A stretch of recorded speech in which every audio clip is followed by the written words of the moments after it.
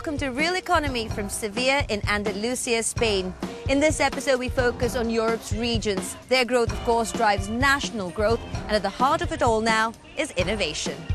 On the show today, we break down investing in regional economics and the hurdles that exist with EU Commissioner for Regional Policy, Johannes Hahn. We then head to Eindhoven to see how a few balls can achieve cross-border goals. And here in Andalusia, we take a look at the challenges and achievements of a region under pressure, all with the goal of growing EU as a whole.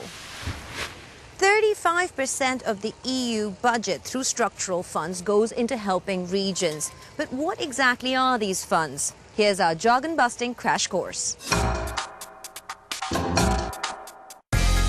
Three financial instruments make up the EU's structural funds and 1/3 of the EU budget. These are used to reduce differences in development across regions.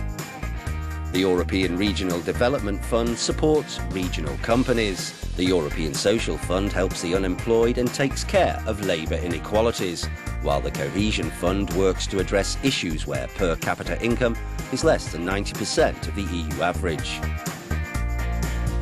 Countries present proposals of projects to the Commission under strict guidelines. The Commission then decides which to co-finance and pays a pre-financing amount. The country's managing authority, with its certification and audit authorities, makes sure claims are correct. When the country and region satisfies criteria for the project, the Commission makes an interim payment. Claims from an EU country are made 3 times a year, and funds have to be spent within 2 to 3 years of having been received.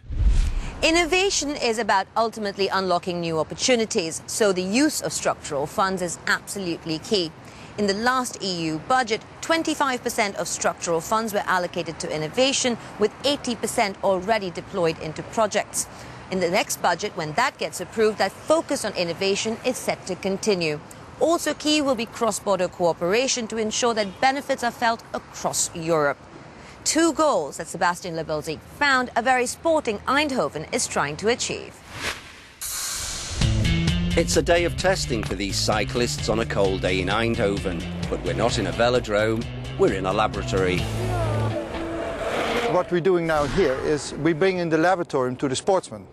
Not only for the sports, because we want to tackle situations like obesitas, inactivity, so for the sportsmen, no, but we also want to have business creation.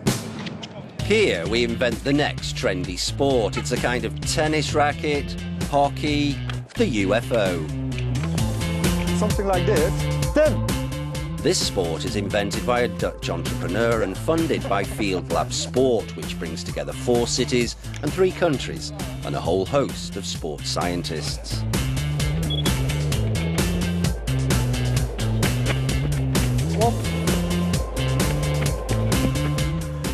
It's no coincidence that this programme was born in sports-mad Eindhoven. Everything is tested on the artificial grass, and the sports equipment is tested in the light of the stadiums.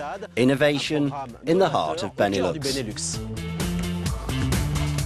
Field Labs projects are financed by EU structural funds for this part of Northwest Europe.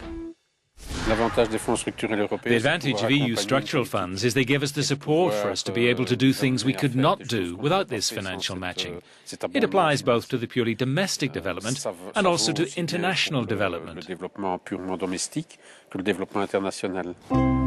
If any part of these funds are used for roads or access to drinking water, another part makes it possible to sustain growth by funding SMEs. We're in one of these companies, a startup based in Eindhoven, which uses this regional momentum. Football is the European sport, and it lives everywhere. Our products are, for example, being used by the Ajax first team, but also by amateur clubs. And this combination here is really nice, because a lot of innovation, for example. Flashing shirts, illuminated cones. The market is growing in an area where football is loved. In Eindhoven we have a very big sport participation, about 70%. It's 6 million people each year who come to sport. and we want to increase that kind of figures. For a country the size of the Netherlands, it's important for it to cooperate with its neighbours. This former industrial giant is now at the forefront of high tech. Regions like Andalusia and their growth matter because it's here where stakeholders like you and I know what works best and have a direct influence on the outcome. It's here where we can take economic decisions that reverberate to the national and then the EU level. So I caught up with Johannes Hahn, the EU Commissioner for Regional Policy, and began by asking him, are structural funds alone enough to stimulate regional growth? If you look into the figures, it's true that in some countries structural funds play an important role when it comes to public investments. In the past it was mainly infrastructure oriented, and in the future it will be definitely stimulation of the economy. I wanted to pick up on that point and ask you if regional strategies, instead of being solely for the regions, need to be more cross-border. You have to identify your potentials in the regions and to find partners across the border, not only within the country but also within Europe or maybe outside Europe. So it's about identifying your potentials, and this includes also to identify your partners but also your competitors. Is this happening in your opinion? It's an exercise. All the countries performing better, they have also on a regional level identified their potentials. It must also be accompanied by a set of different measures. One is clearly related to research and innovation activities, and another element is, of course, you have to have skilled workers. So it's a whole package which is decisive if a region is successful or not. We'll continue our conversation with Commissioner Hahn, but take a look at where we are here in Spain.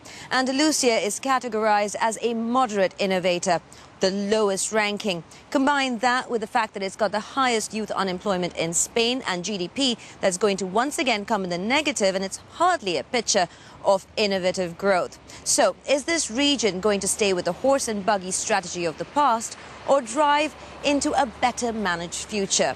That's something Sebastian Lebelzik tried to get a handle on his ride through Andalusia. The symbols of Seville, historical monuments, tourists and horse-drawn carriages, all of which represent the city in its heyday. Remember the 1992 World Expo? Those days are gone.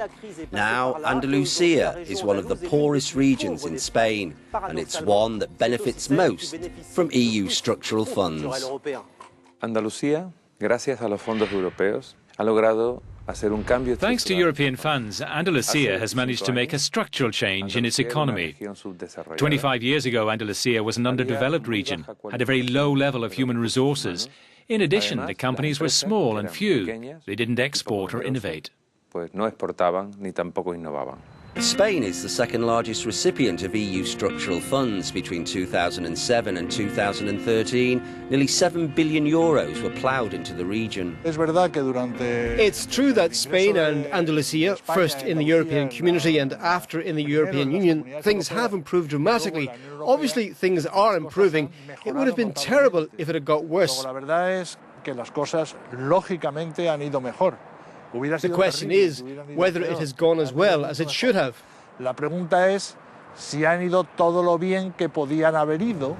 Most of the money went into construction and infrastructure projects. Tourism is healthy, but creates too few jobs.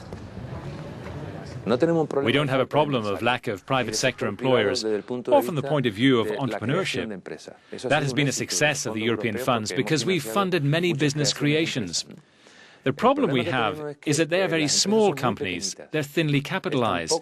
And in this time of financial crisis, where the Spanish financial system is touched by the housing bubble, the credit does not reach our businesses.